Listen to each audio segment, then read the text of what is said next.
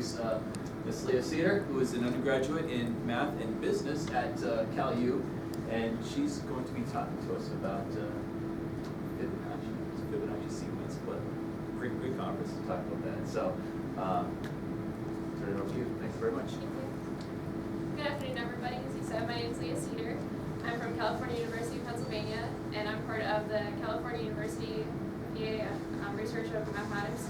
And we do different things. Our group has actually have 7 publications in the Fibonacci Quarterly, so we're really proud of that. And today I'm going to share with you one of the problem that I did and that was just recently published. So today, some of the agenda is I'm going to go through what Fibonacci numbers are, give you a little bit of background information. I'm going to say why they're so important. I'm going to talk a little bit about the Fibonacci Association and the journal that I actually submitted the problem to. And then I'm going to actually show you the problem that I chose out of the book, and some definitions to help you understand the problem better. And then I'm going to go through the actual proof of the problem that I completed. And then I'm going to just tell you a little bit about my future plans, and then I'm going to go on to show you my sources and be able to answer any questions that you have. Fibonacci numbers, they start with the numbers 1 and 1, and you get the next previous numbers by adding the 2 numbers before it. So you add 1 and 1, you get 2. Then you add 2 and 1, you get 3. Continuing this, you get 5, 8, 13, 21, 34, 55. And this can be written into the formula f of n is equal to f of n minus 1 plus f of n minus 2. And this is for every number greater than or equal to 3. The Fibonacci numbers, you may be wondering, like, what is Fibonacci numbers? Where can I see them at? They're found actually everywhere. It's pretty neat to see. Like these flower petals here, you can see in the first one. The first one has 3, and the next one has 5, and the one in the top corner has 13, and this one also does, and those are all Fibonacci numbers. So it's kind of cool to see that. And you can also find them in the number pair of rabbits that you can get over a different period of time. You start with 1 pair, and then you would go on to another pair, and then continues on in Fibonacci sequence. So as you can see on the right, it's 1, 1, 2, 3, 5.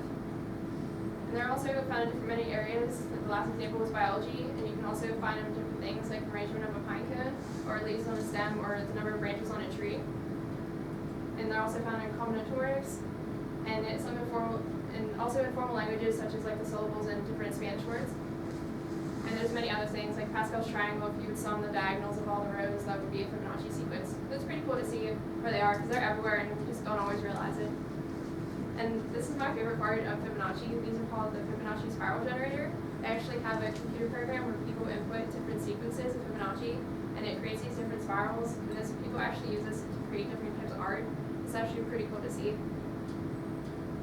And this is a picture of the Fibonacci Association. This picture here is their websites. If you would go visit this link down here on the bottom, you would be able to find out things that they're currently having on, or any kinds of competitions, or just updates about different things. And their website is the Fibonacci Association. It was incorporated in 1963, and they focus on new Fibonacci numbers and related mathematics, emphasizing new results, research proposals, challenging problems, and new proof of old ideas. They're always trying to improve new things that they have and create better things. And this is a picture of the journal. I actually have a copy here today of the actual where we get the problems from. It's actually pretty neat because there's a bunch of different ones. And the quarterly seeks intelligible, well-motivated, university-level articles. A well-developed list of references is required. Is when you pick out a problem that you choose, you can't just go and solve it. You have to be able to research things and kind of back up the things that you solve. And this research, or this journal, is international, and the typical audience that people propose to it are mathematicians, professors, and a lot of people who have a lot of higher education. So as an undergraduate student, solving problems out of this, I'm kind of the minority, so it's pretty exciting to see that. And this is the actual problem that I chose from the book. It was proposed by these people listed. And they were from Romania, so it's international. And this is the actual problem. And the sheet that I gave you guys, it's the actual problem listed on there with my proof, so you can follow along if you would like. And I'm just proving the 2 inequalities with the Fibonacci numbers, with showing that the product of k equals 1 to n of f of k squared plus 1 is greater than f of n times f of n plus 1 plus 1. And the second inequality is the same sequence but with Lucas numbers. And this is true for all positive integers of n. And some definitions that you need to know to understand it is the first symbol is just the product, and the second one is a summation, so you just add things. Another definition you need to know is Lucas numbers. They start with the numbers 1 and 3, and you just continue on. It's the same thing as a Fibonacci sequence. what I did, because I also had someone else I worked together with at my university. She couldn't be here today.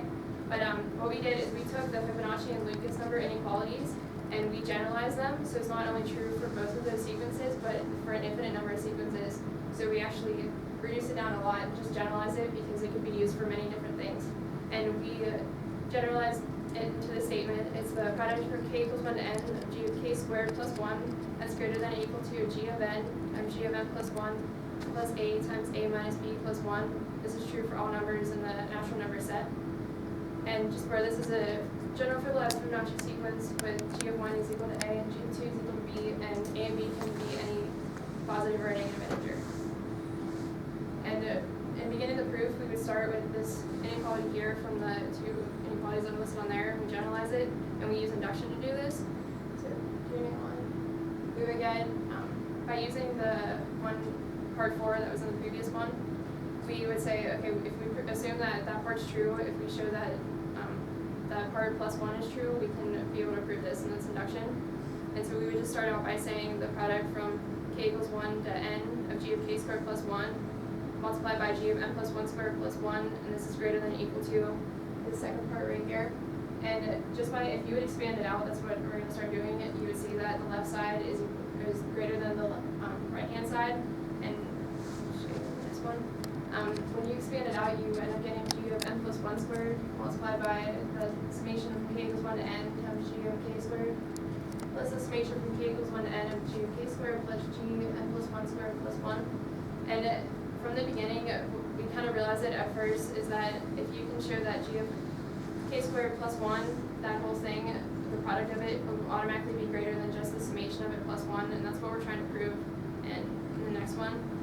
We can prove that it's true for all numbers in the natural number set, and by showing it is true, and this general inequality here, we can say that g of k squared plus 1, this inequality is just a general kind of sequence that we use. It's an identity that we use. So it's also proved by induction. I'm not going to do that today, but it's just what we use to help us finish this problem is to prove that it was true. And if we take the inequalities 1 and 2, which was the Fibonacci sequence and the Lucas number sequence, we can prove that the whole generalized sequence is true by, we can set any value of a and b, but we chose 1 because it's the easiest one to work with, and we also chose 3. So you can use any numbers to plug into the set, and it would be true for a lot of different kinds of sequences. And this proves our result. And so you may be asking, like, what now? Because, I mean, I've already gotten published as an undergraduate student. You may not think, oh, she's done. But there's actually many different problems that they have in the book.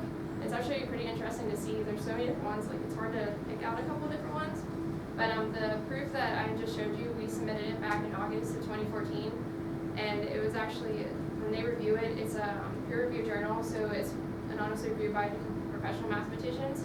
And they choose like who they want, and we were actually selected for publication in the February 2015 issue, so that's the issue that I have today. So we were pretty excited about that because it's kind of cool to see because it's not typically seen by undergraduates. And this is the actual picture of the publish that they do in the journal, and what they do is they highlight someone's proof, and they always like acknowledge other people that solve it, and it's just kind of cool to see the actual proof that like I did. I was excited about it, but and it's cool to see because people can give you feedback and different things about it. So I really enjoyed that a lot. And some future plans that I have is we're planning on to submit other problems, like look in the journal and see other things that we can solve. And we're actually talking about submitting our own problems to the journal for other mathematicians, professors to solve, which is kind of cool to see if we can kind of not stump them, but kind of get them involved with it too. And kind of gain awareness for other undergraduate students to become more involved. And this is some of the sources that I use to find information to complete the problem.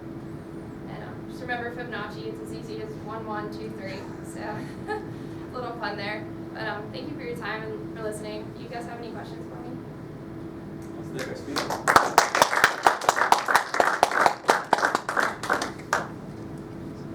I have a question. So this CALURMA, what does the RMA stand for? It's the Research of Mathematical Association at our school. It's just our research group that we have. Okay. Fine. It's kind of, we're not a big group because Dr. Junes is actually the one who, he kind of runs it, and I took a junior level class my freshman year, and it was abstract algebra, and it was a lot of proof and different things, and me and my fellow undergraduate student, we were two of the freshmen in the class, and it was kind of not typical to see us, and we did really good on our tests, so he actually invited us to join the group, and we're really excited for it, because I've heard of Fibonacci's before, because I did science competitions, and a lot of people did different projects with them, and I never known about it, and he mentioned it, I was like, oh yeah, I've always wanted to learn more, so it's kind of cool to have that opportunity.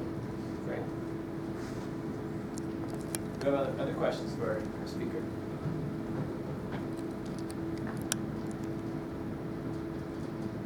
Let's thank our speaker.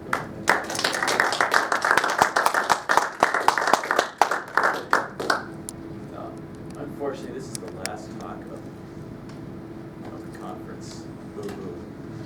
Well, we do still have about 9 minutes, or 8 minutes and 45 seconds. So if anyone wants to give like an impromptu talk right now, or even pose a problem, we have a blackboard. Look at the journal if you guys want to find any problems. Yeah, who wants to jump in on a problem? Brian, you got one?